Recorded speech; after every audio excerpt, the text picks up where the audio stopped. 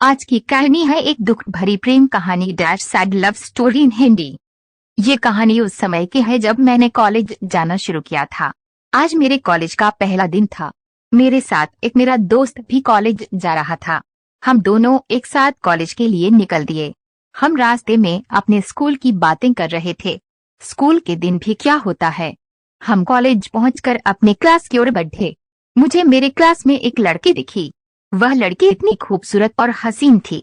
मेरी नजर उस लड़की के चेहरे से हट ही नहीं रही थी, मानो मैंने कोई परी देख ली हो। मेरे दोस्त ने मुझे कब सीट पर लेकर बैठा दिया मुझे पता ही नहीं चला। मेरा क्लास शुरू हो गया, पर मेरी नजर बार बार उस लड़की की ओर जा रही थी। मैं चाहकर भी पढ़ाई नहीं कर पा रही थी।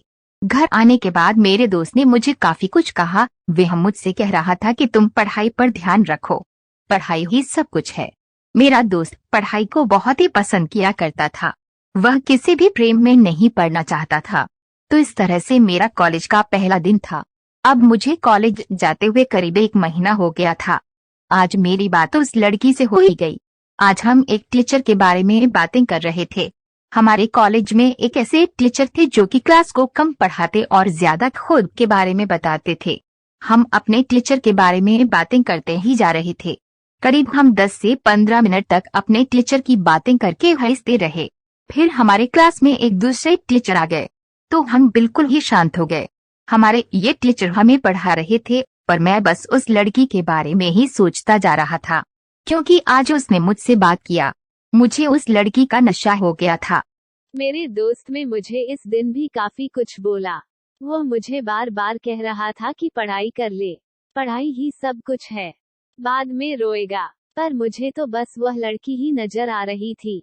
अब मैं उस लड़की से किसी न किसी बहाने बातें कर लिए करता था। अब करीब 2 हफ्ते मुझे उस लड़की से बातें करते हुए गुजर गए थे। मैं उस लड़की को कोई उपहार देना चाहता था, पर मैं कैसे और कौन सा उपहार दूं मुझे कुछ भी समझ में नहीं आ रहता है। एक दिन मैंने अपने साथ 2 चॉकलेट लेकर कॉलेज गया। एक मैं खुद ही निकाल कर खा रहा था। उस लड़की ने मुझे देख। मैंने उससे पूछ क्या तुम्हें चॉकलेट चाहिए?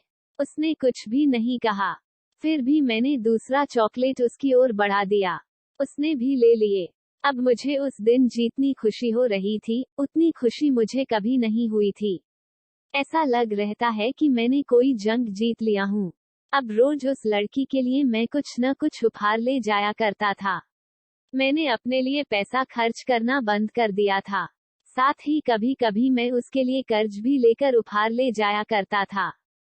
हम एक दूसरे के बहुत ही करीब आ गए थे। मैंने अब सोच लिया था कि मुझे इस लड़की को बता देना चाहिए कि मैं इससे कितना प्रेम करता हूँ, पर मेरी हिम्मत नहीं हो रही थी। देखते ही देखते पहले साल का अंतिम परीक्षा भी सामने आकर खड़ा हो गया। अब भी वह मेरे साथ ही थी। हम दोनों साथ ही पढ़ाई किया करते थे।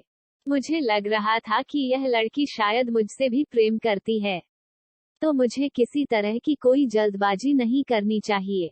मैं इस परीक्षा के खत्म होने के बाद सब कुछ बता दूंगा। मैंने ऐसा ही किया। हमारी परीक्षा खत्म हो गई। फिर से हमारा कॉलेज शुरू हुआ। हम सब कॉलेज गए, पर मेरी नज़ारे जिसे ढूंढ रही थी वह वहां नहीं थी। हाँ, वही लड़की जिससे मैं प्यार करता था। मुझे लगा कि शायद वह लड़की आज न आई हो, कल आए, पर कल भी न आई। फिर मुझे लगा कि मेरे दोस्त मेरे साथ कोई मजाक कर रहे हैं, पर यह बिल्कुल ही सत्य था। मुझे ये सत्य 1 महीने के बाद मेरे टीचर से पता चला। अब मैं आप लोगों से क्या कहूँ? मुझे कुछ भी समझ में नहीं आ रहा था कि मैं क्या करूँ। मेरा स्कूल का दोस्त मुझे फिर से कहा रहा था कि दोस्त मैंने तुम्हें पहले ही प्रेम करने से मना किया था, पर तुमने नहीं माना। जो भी प्यार करता है उसके साथ ऐसा ही कुछ होता है।